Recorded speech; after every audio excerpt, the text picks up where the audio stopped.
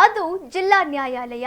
ಆ ನ್ಯಾಯಾಲಯ ಸ್ಫೋಟ ಮಾಡುವುದಾಗಿ ಅನಾಮಧೇಯ ವ್ಯಕ್ತಿ ನ್ಯಾಯಾಧೀಶರ ಇಮೇಲ್ಗೆ ಮೇಲ್ಕಳುಹಿಸಿದ್ದು ಭಯದ ವಾತಾವರಣ ನಿರ್ಮಾಣವಾಗಿತ್ತು.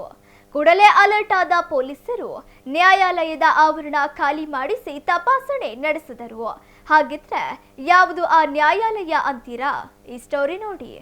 ಅನಾಮಧೇಯ ವ್ಯಕ್ತಿಯಿಂದ ನ್ಯಾಯಾಧೀಶರ ಇಮೇಲ್ಗೆ ಸಂದೇಶ.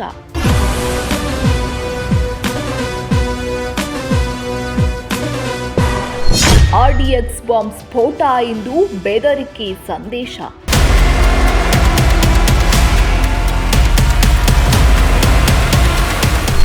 ದಾವಣಗೆರೆ ಜಿಲ್ಲಾ ನ್ಯಾಯಾಲಯ ಸ್ಫೋಟ ಮಾಡುವುದಾಗಿ ಬೆದರಿಕೆ ಸಂದೇಶ.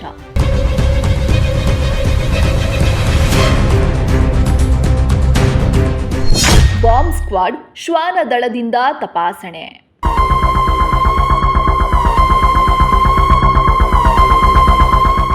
ಅಲ್ಲಿರೋ ಜನರಲ್ಲಿ ಆತಂಕ, ಕೆಲವರಲ್ಲಿ ಭಯ, ಮತ್ತೆ ಕೆಲವರಿಗೆ ಏನೋ ಆಗಿಬಿಡುತ್ತದೆ ಎಂಬ ದುಗುಡು. ಇದೆಲ್ಲ ಕಂಡು ಬಂದಿದ್ದು ದಾವಣಗೆರೆ ಜಿಲ್ಲಾ ನ್ಯಾಯಾಲಯದ ಆವರಣದಲ್ಲಿ.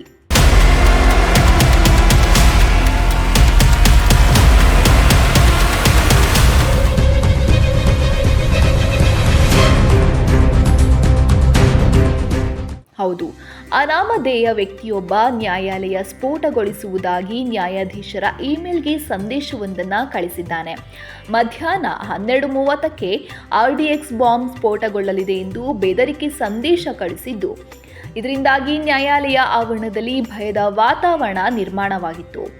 ತಮಿಳುನಾಡಿನಿಂದ ನ್ಯಾಯಾಧೀಶರ ಇಮೇಲ್ಗೆ ಮೇಲ್ ಬಂದಿದೆ. ಕೂಡಲೇ ನ್ಯಾಯಾಧೀಶರು ಈ ವಿಚಾರ ಪೊಲೀಸರಿಗೆ ತಿಳಿಸಿದ್ದು, ಅಲರ್ಟ್ ಆದ ಪೊಲೀಸರು ದೇವರಾಜ್ ಅರಸ್ ಬಡಾವಣೆಯಲ್ಲಿರುವ ನ್ಯಾಯಾಲಯದ ಸಂಕೀರ್ಣಕ್ಕೆ ಆಗಮಿಸಿದ್ದು, ನ್ಯಾಯಾಲಯದ ಸುತ್ತ ಬಿಗಿ ಭದ್ರತೆ ಕೈಗೊಂಡಿದ್ದಾರೆ.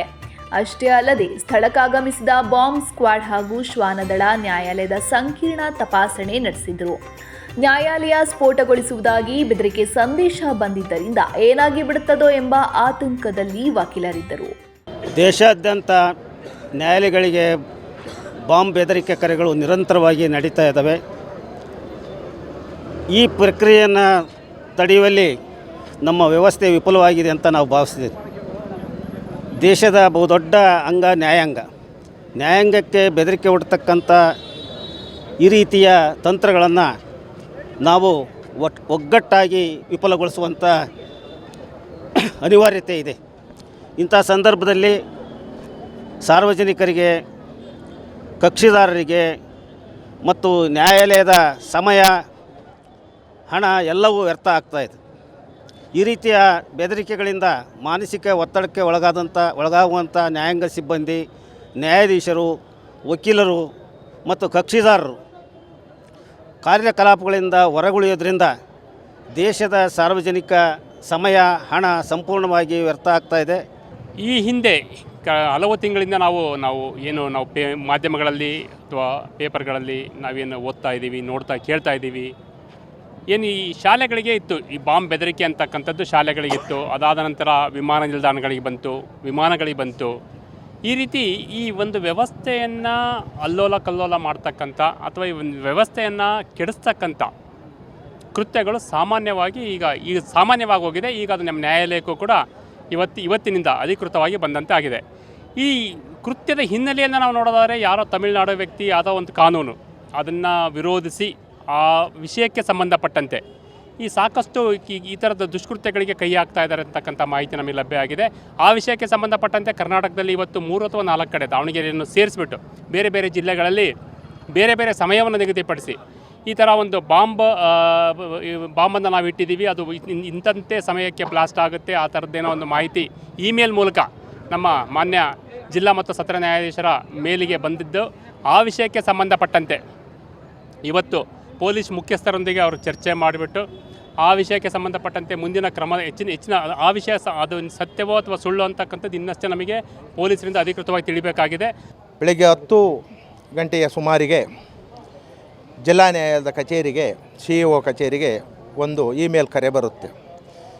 ಈ ನಮ್ಮ ಜಿಲ್ಲಾ ನ್ಯಾಯಾಲಯಕ್ಕೆ ನಾವು RDX ಬಾಂಬನ್ನು ಸ್ಪ್ರೆಡ್ ಮಾಡ್ತಾ ಇದ್ದೀವಿ 12:30ಕ್ಕೆ ಅಂತ ಮೇಲ್ಗಳನ್ನು ಒಂದ್ರ ಮೇಲೆ ಒಂದು ಇದರಿಂದ ಸಹಜವಾಗಿ ಆಡಳಿತ ವರ್ಗ ಭಯಗೊಂಡು ಆತಂಕಗೊಂಡು ನಮ್ಮೆಲ್ಲರಿಗೂ ಎಚ್ಚರಿಕೆಯನ್ನು ಕೊಡ್ತು. ಯಾರು ನ್ಯಾಯಾಲಯದ ಕಲಾ ಕಾರ್ಯಕ್ರಮ ನಡೆಯೋದಿಲ್ಲ, 12:30 ತನಕ ಹೊರಗಿರಿ ಅಂತ ಹೇಳಿ ಜಿಲ್ಲಾ ನ್ಯಾಯಾಧೀಶರು ಎಲ್ಲ ನ್ಯಾಯಾಧೀಶರನ್ನು ಒಳಗೊಂಡಂತೆ ಸಾವಿರಾರು ಜನ ಕಕ್ಷಿದಾರರು, ಸಾವಿರಾರು ಜನ ವಕೀಲರು ಇಂದು ಹೊರಗಡೆ ಇದ್ವಿ, ಭಯದ ವಾತಾವರಣದಲ್ಲಿದ್ವಿ.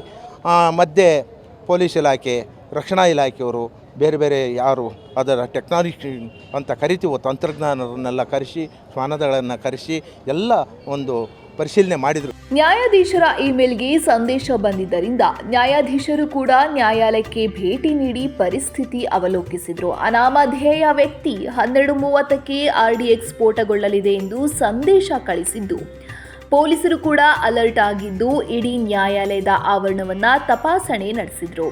ನ್ಯಾಯಾಲಯದ ಹೊರಭಾಗದಲ್ಲಿ ನಿಂತಿದ್ದ ವಕೀಲರು, ಸಾರ್ವಜನಿಕರು ಏನಾಗುತ್ತೋ ಎಂಬ ಆತಂಕ, ಭಯದಲ್ಲಿ ನ್ಯಾಯಾಲಯದ ಕಡೆ ನೋಡುತ್ತಾ ನಿಂತಿದ್ದರು.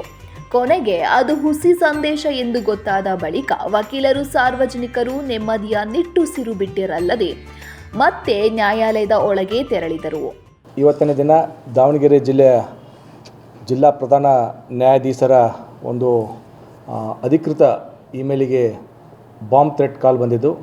ಬಾಂಬ್ ಥ್ರೆಟ್ಟಲ್ಲಿ ತಮಿಳುನಾಡಲ್ಲಿ EWS ರಿಸರ್ವೇಷನ್ನ ವಿರುದ್ಧವಾಗಿ ನಿಮ್ಮ ಒಂದು ಇದರ ನ್ಯಾಯಾಧೀಶರ ಕೊಠಡಿಯಲ್ಲಿ ಸುಮಾರು 12 RDX IEDಗಳನ್ನು ಇಟ್ಟಿದ್ದೇನೆ ಅಂತ ಬಿಟ್ಟೇಳಿ ಒಂದು ಕಾಲ್ ಬಂದ ಹಿನ್ನೆಲೆಯಲ್ಲಿ ಕೂಡಲೇ ಮಾಹಿತಿಯನ್ನು ನಮ್ಮ ಕಂಟ್ರೋಲ್ ರೂಮಿಗೆ ತಿಳಿಸಿದ್ದು.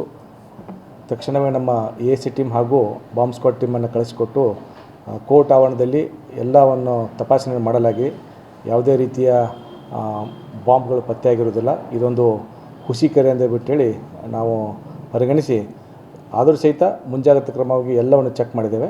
ಈ ಒಂದು ಹುಸಿ ಕರೆ ಹಿನ್ನೆಲೆಯಲ್ಲಿ ಠಾಣೆಯಲ್ಲಿ ನಾವು ಪ್ರಕರಣ ದಾಖಲಿಸ್ಕೊಳ್ಳೋಕ್ಕೆ ಹೇಳಿದ್ದೇವೆ. ಪ್ರಕರಣ ದಾಖಲಿಸಿಕೊಂಡು ತನಿಖೆಯನ್ನು ಕೈಗೊಳ್ತೇವೆ.